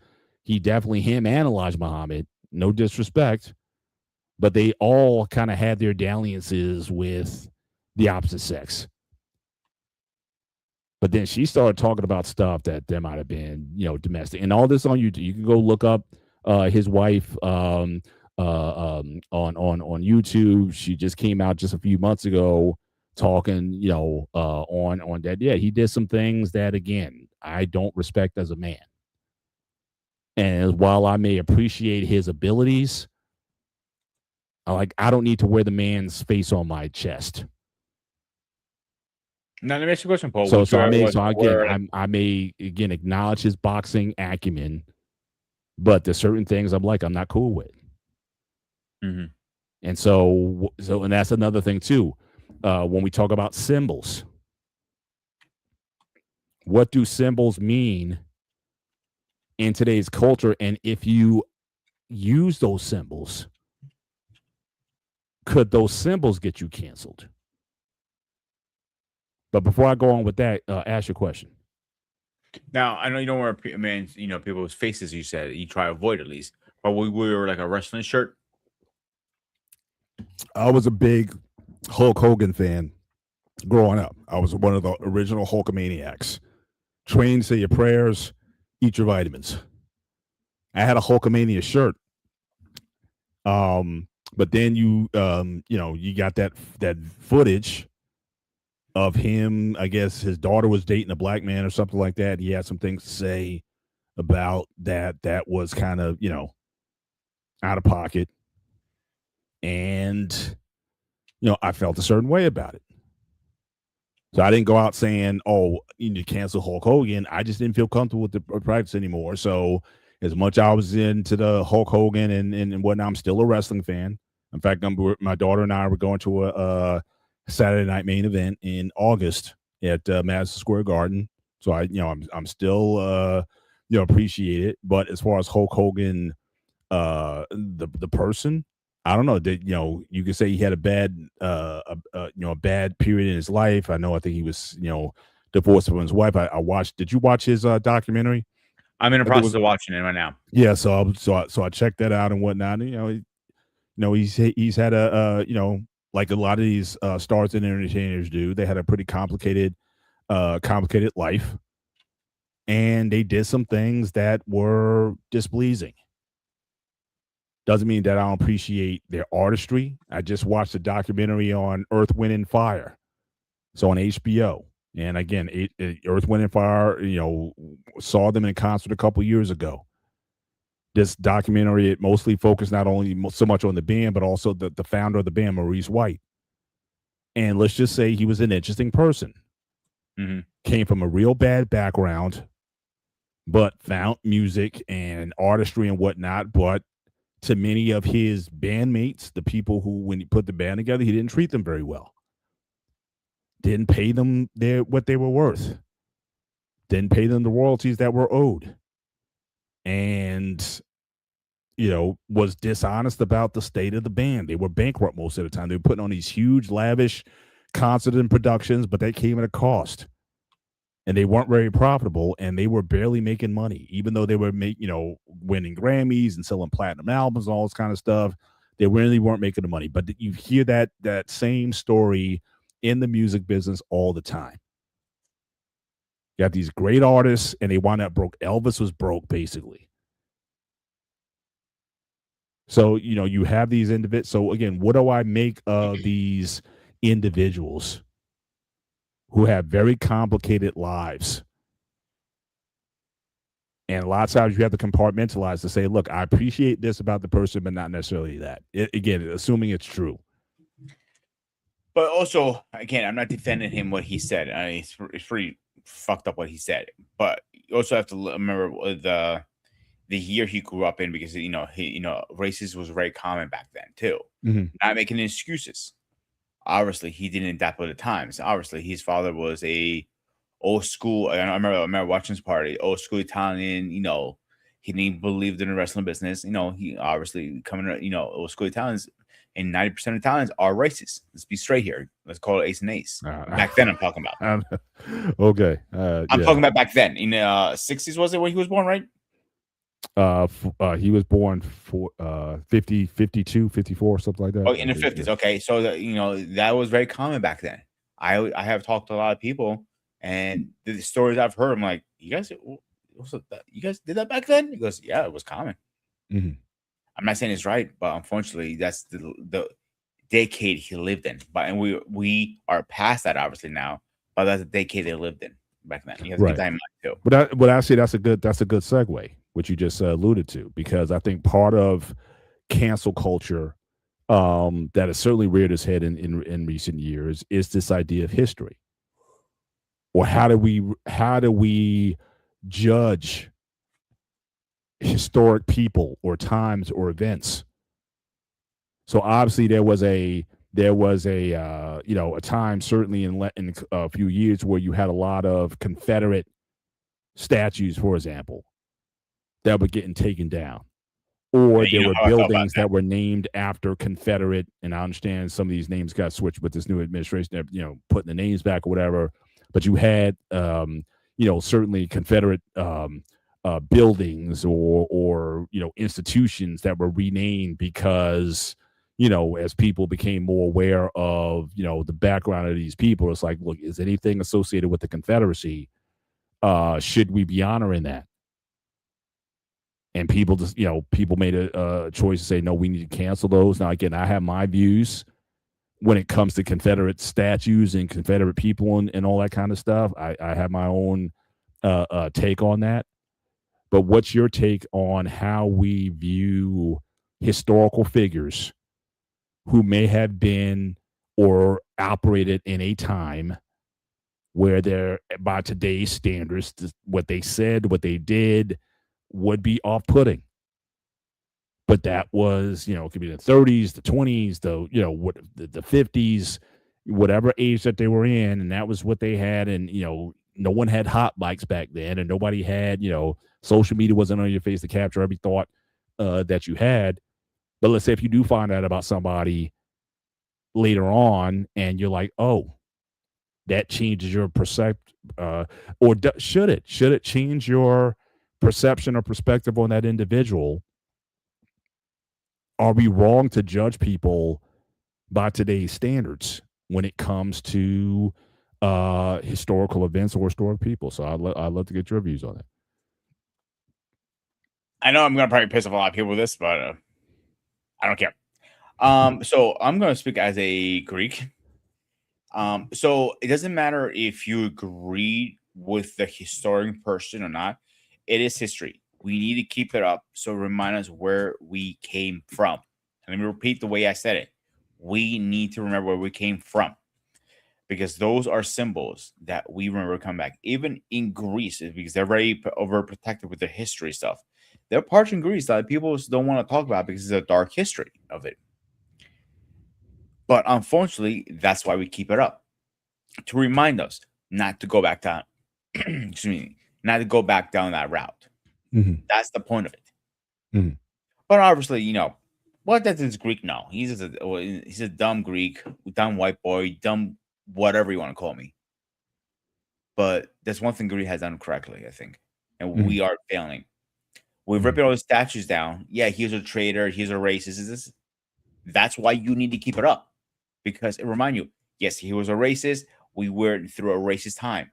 We don't want to go back there. But unfortunately, we took 20 steps back, and I think we're back into another race war right now. Mm-hmm. That's my personal opinion. Gotcha. What's yours, Paul? Yeah, I think certainly remember, I think the way you keep it relevant, you teach it in the classroom, you show it in a museum. It doesn't have to be a statue in the middle of the city or a monument to the person. It doesn't have to. I don't understand the monument, nor do I understand the building. Because again, was the building made? What did the guy do anything that was meritorious for him to be named after that building? If he founded the thing, then yeah. If you open up a school or an institution in your name or whatever, your name is on it, then yeah, I guess keep it. But you want to name it after somebody who, what was the basis for the naming after that person? You named a library after a Confederate general or something, or a school after a Confederate general. Did the guy start the school? And why did you name it after the Civil War? After the Civil War was over? I mean, a lot of those Confederate statues that you're talking about, those came up in the 20th century, not the 19th century. And they were reminders, certainly, for the people who still believe that, the South will rise again. It wasn't about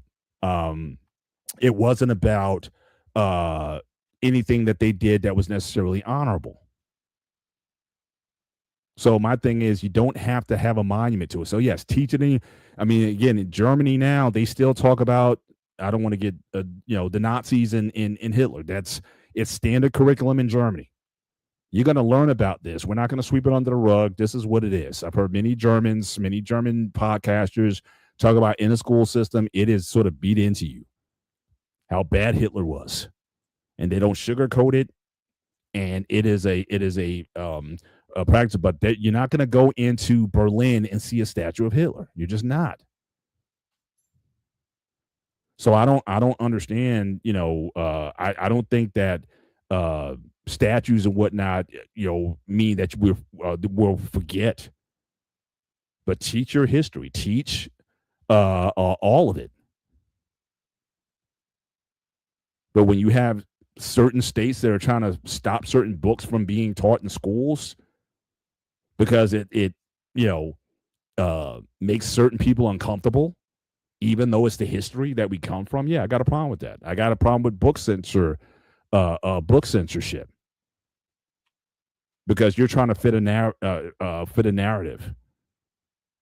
And I don't believe in enforcing a lot of religious doctrine on people. 10 Commandments in the school or government or whatever.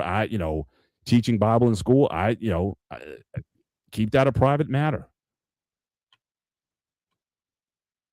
So that's kind of where I fall in.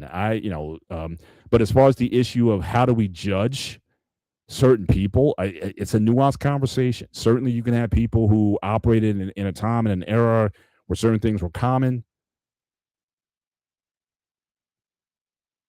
But again, do I want to patronize that person or their product?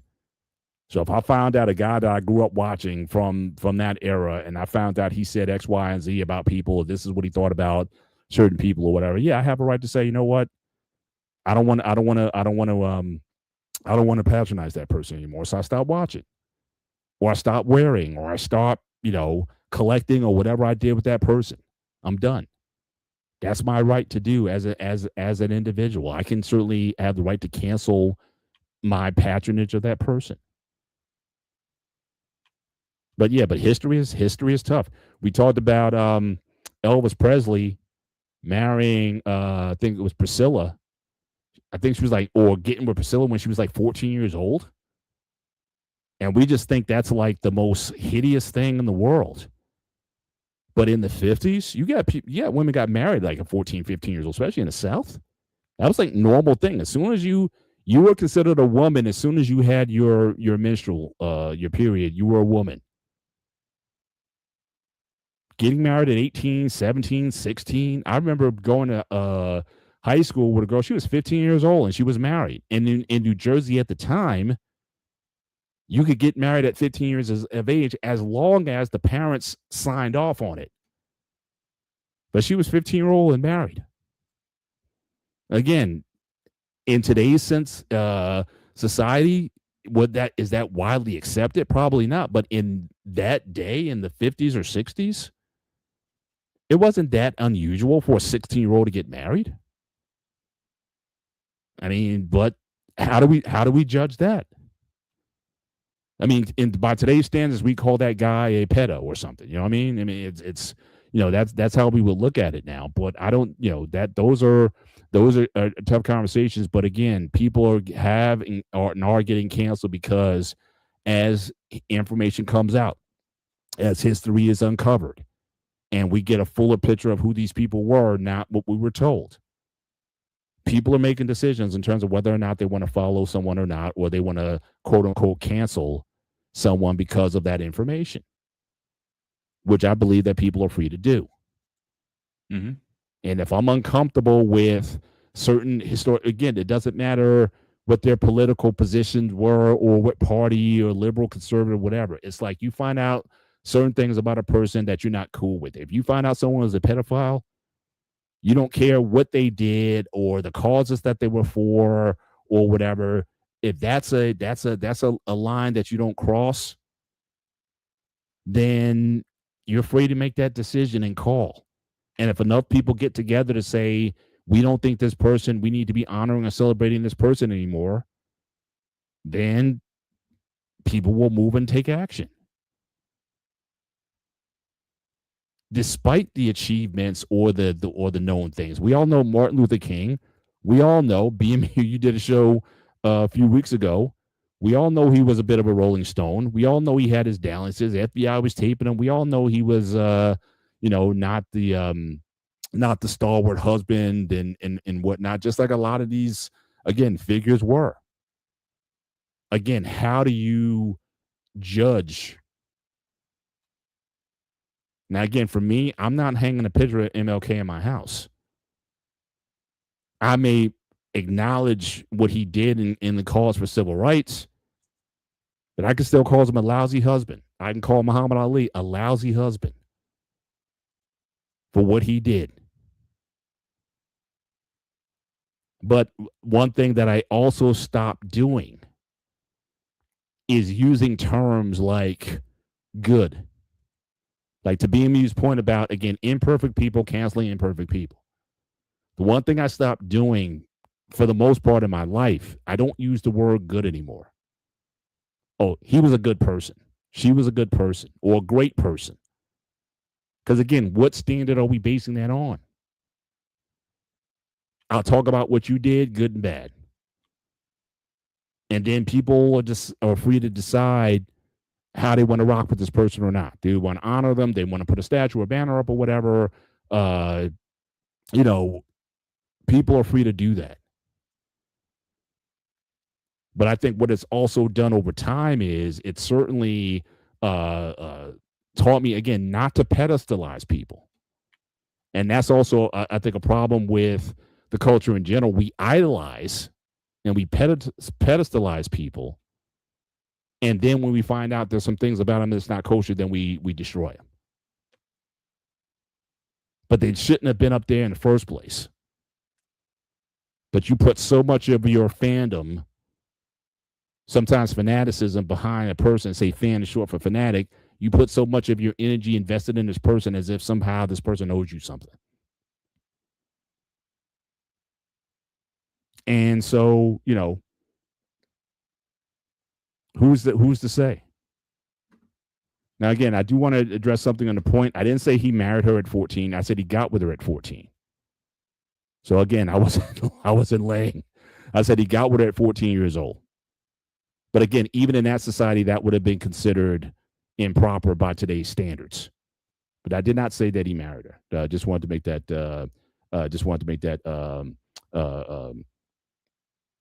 That clarification. Now, again, some people says again MLK destroyed the black community and family. Again, that's a conversation. I said BME was having a conversation on, you know, should we be looking at MLK in another perspective? But again, that could be said about anyone of a historical nature. See, one thing I realize as you're talking, I'm thinking, what is it the same factor in most of these people? You mentioned they were abusive husbands. Have you realized that? Yeah. Like, you know, every major, I don't want to say it was like the black community. You know, I know it's kind of weird from, you know, Greek guy saying that, but you have more to say that than I do. But it seemed all the major figures like Muhammad Ali, Martin Luther King, and so on and so on, they were shitty fucking husbands, most of them. Mm-hmm. Yeah. Look at what's his name? Damn, I can't remember. Michael Jackson's father. He was a shitty father and a shitty husband, from my understanding. Mm-hmm. Is that a common thing in your community, Paul? A common thing? I mean, I certainly, again, That's a question. I'm sorry if I offended you. Just from observation, it seems like a lot of artists, I would say that. A lot of our best artists didn't come from the best of circumstances. I was just talking about Earth, Wind, and Fire, Maurice White. Didn't come from the greatest of circumstances. Mm-hmm. But somehow they found that either they had a talent or some gift of some kind, and they were able to find their voice through music or whatever, fame or acting or whatever it was, and they became something. But unfortunately, a lot of times those demons that, you know, that they grew up with didn't necessarily leave. And so whether or not, now, do you want to say that you want to stick a particular tendency, whatever, solely on the black community? I'm not co-signing on. Mm-hmm. And so I would say, again, you can look at a variety of different communities, a lot of different people historically, presidents, heads of state, you know, all kinds of people who, when you look at their lives, yeah, they did some things that weren't right. I remember watching a document on, I don't know if you're into painting, but this guy, Bob Ross. Remember Bob Ross? He's come on public TV, you know, make happy little accidents, and he was paint, you know, and, you know, very calming kind of guy, whatever, and, you know, had that joy painting series or whatever. He was not the greatest guy, and he was, you know, having his dalliances with the show's producer. I mean, so again, what do you do with that? Do you still patronize the product or you know, his series? Do you still watch his YouTube channel or buy his products? Because he did that, I think as a person, you have that individual right to decide. And probably the thing I disagree with the most is from this to Save America 8416. Cancel culture is un-American. I think it's one of the most American things you can do. Sorry, I That's definitely a more American thing. sternly disagree with that comment, but I appreciate you. But I appreciate you sharing, sharing it. So that's your choice. I just disagree with it. I think the ability, you have a right to choose who you decide to patronize and unpatronize. And if you get enough people to get together who have that same view, you're free to organize and campaign and lobby. So I think it's a very American exercise, just as voting and protest are. I think certainly cancel culture falls in that same category. But again, agree to disagree on that particular point. I think it's very American because even living in Greece, like I said earlier, that's not a thing. That's not the one-on-one America. I'm like one-on-one America. Simple. I have no. Do you know any other culture does that over outside of ours? That does what specifically now? Cancel culture. Any other country you know? I think UK. I think a lot of I think you're starting to see, if not more of it, certainly in other developed nations. I think UK certainly. There's a I think there's a spirit there. Canada, I'm sure it happens on a on a somewhat a regular basis. So I think it's growing, especially again, America is still, I think, the leading exporter of media, of trends, of entertainment, of policies. Again, unless you want to be like a certain state that restricts or blocks U.S. content. That's why I'm a bit shocked that Greece has not become more embracing of cancel culture in recent times. Because if it happens in America, it tends to happen in other places, unless it's a very authoritative type of thing, like if it's like an Islamic state or some state that limits access, or China or something like that, where they really try to limit your access to certain things or whatever. Like, I don't think you can get on certain social media in China unless you use one of those things that sort of blocks, like the IP blocker. VPN, right? VPN or something like that, where you can get out. But they try to control what the people see and watch. And they can certainly paint a narrative of terms of what America is and what is represented. But I don't think it's necessarily an American thing, or if it may have started here, I think it's certainly going to pick up steam as long as there's social media that's available, that you're going to have more of this being emulated in other places, where it's like, you know what, I don't follow what you do, so therefore I'm canceling you. And that's the thing, especially with social media, it's almost like it's a country within countries. You know what I'm saying? Unless it's blocked or you don't have access to those things, it's its own little world where a lot of this canceling takes place. The biggest thing, I think, it hasn't gone to Greece yet, is how proud Greeks are for what they build and have. You know what I'm saying? Mm-hmm. So that's why I probably haven't. That's why I haven't seen it or heard about it in Greece yet. Right. Could it now? Come Would be yeah. Now, would be interesting because, again, depending on, I know you're I won't call it fan, but you appreciate Greek history. And so again, I'm a fan of Greek history. I just said that. Yeah, you can say a fan. You can say me a fan. I'm a fanboy, a love boy, whatever. But I'm saying about like Alexander the Great. He's one of my favorite. And again, you sing his praises about the things that he's done. Again, but another student of history may look at Alexander the Great to say he was one of the worst people in the world. Yeah, he could be a conqueror. Yeah, I mean, technically he was. I can't disagree with that. Right. I try to look at this in between both people's eyes. Like, let's your example, all right?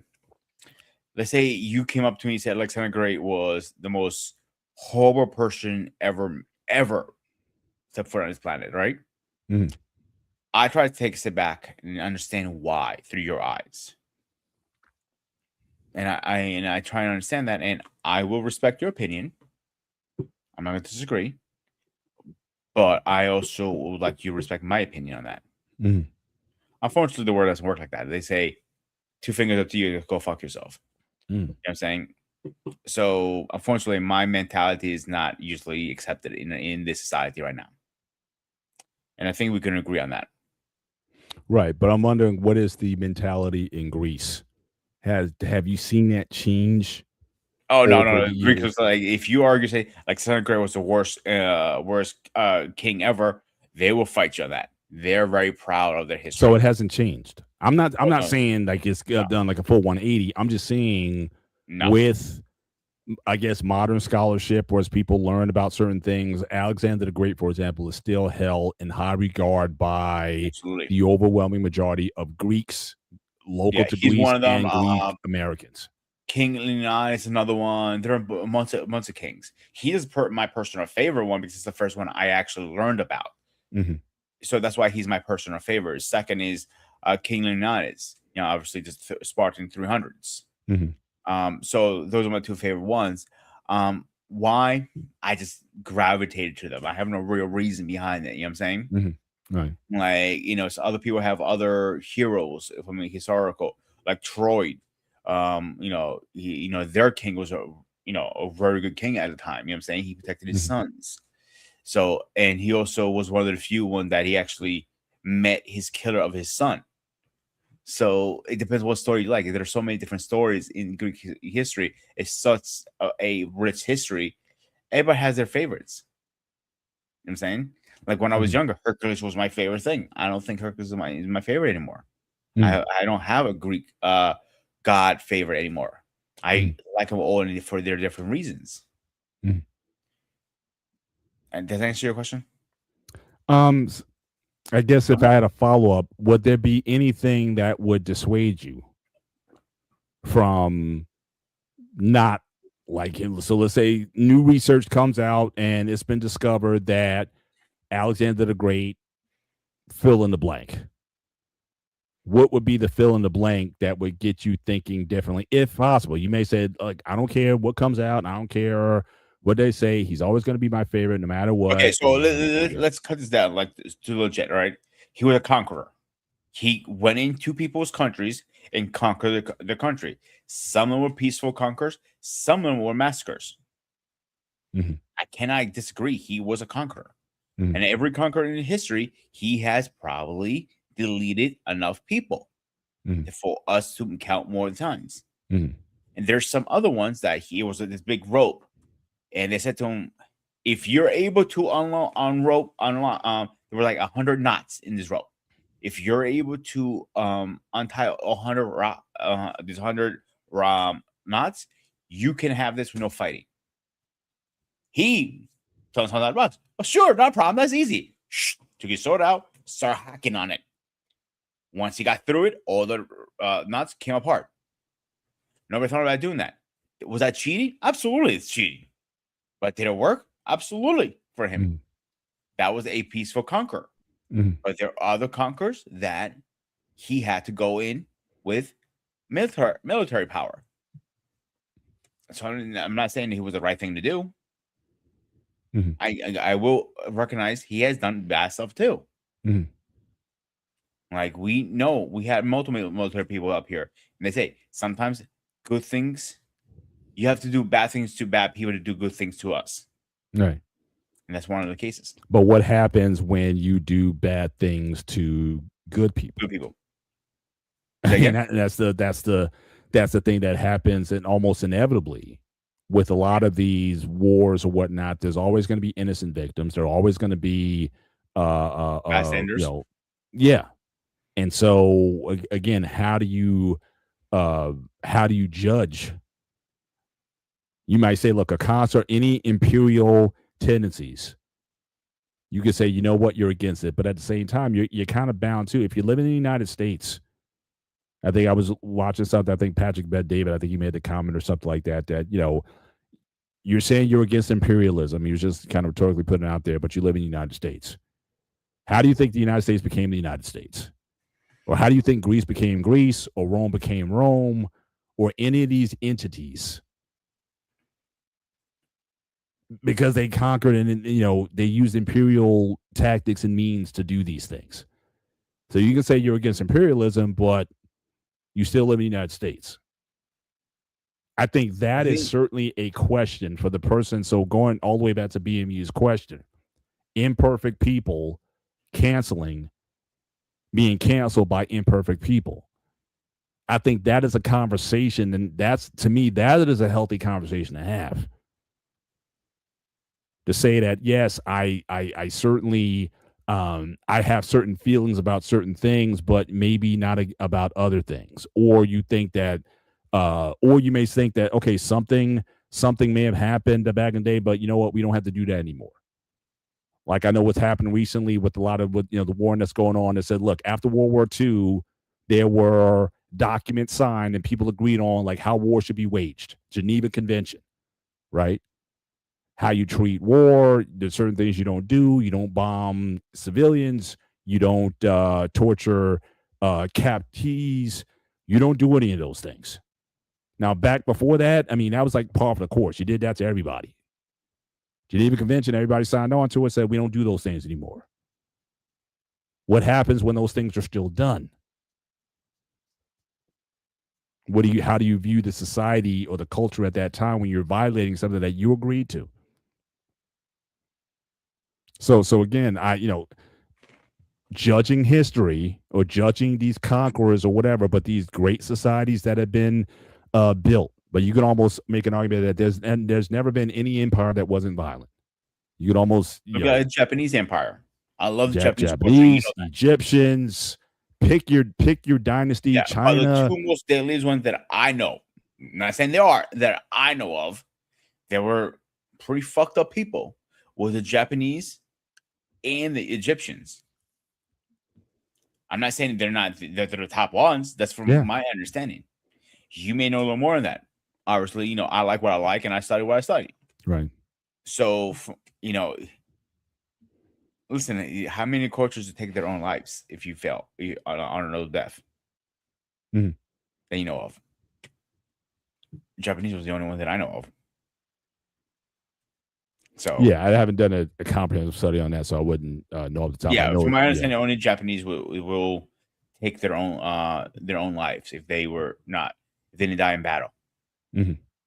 But again, that's a whole different conversation for a different show. Yeah. But yeah, judging by that metric, again, how do we look at historical figures? And I admit, certainly for myself, I think I've gotten more pacifist, if you will, over time. I'm not saying I'm a full-fledged pacifist. We had a show. You guys can go back and watch it a few months. I think it was last year. We talked about, again, just war theory versus pacifism. We did a show on that. We talked about just war theory by Thomas Aquinas and how that applies to modern situations. So again, if you guys want to go back, look up, certainly the gray area, look up pacifism versus just war theory. Certainly that was an interesting conversation that we had. Again, it puts into perspective in terms of, again, how do we view things? And it's certainly just me studying those things, especially when, studying the early church, for example, and how they looked at war and how they looked at those things until Rome adopted Christianity. You couldn't be a Christian and be in the military service. So with Thomas Augustus, that was a pivot, a change, where he started to make allowances for certain things. And then, certainly when Rome adopted Christianity as its national, then there was a marriage of the religion with the state, and imperial power now certainly has sort of Christian backing. And for some people, myself included, I think that changed Christianity. And I'm not always sure that it's changing for the good. Because, again, we started making justifications for imperial acts. And whether or not people believe that's good or not, I don't know, especially with our military, especially the way it is now with God and country and God's on our side and We fight for just causes and just wars and all that kind of stuff. And again, looking at the history of this country, we know that's not always true. But we like to put that morality behind it because it gets people thinking that what they're doing is for a righteous cause. And it's not always for a righteous cause. So, that's another aspect of this as well. And again, not to get too far off the subject. In fact, we're coming up towards the end of the show. This idea of pacifism. I mean, of cancel culture. Now it says Gandhi defeated Winston Churchill and the British Empire as a pacifist. Now I've heard that. I've also heard some other things that he said. So I haven't studied certainly the defeat of the British Empire, by the Indians and how much Gandhi was a part of that. I know he was an influencer. I don't think he was ever a head of state or a leader. So again, how much I would have to. You just gave me some homework. Okay, so again, Tracker 001. I'll certainly look into that. On Gangi, whatever his name is, he didn't live on like a peasant. He actually, during the day, he was out doing his thing, and at night he just go to his house. He had servants still in behind closed doors. He still lived like a rich person. He ate every night. He didn't ever go on a starve strike like he said he did. It was all for the TVs and everything when he died. But that's another person then. So we're talking about, again, that's another person, right? So we talked about MLK, and it's interesting. MLK got, from what I understand, he got his views on non-passive resistance from Gandhi.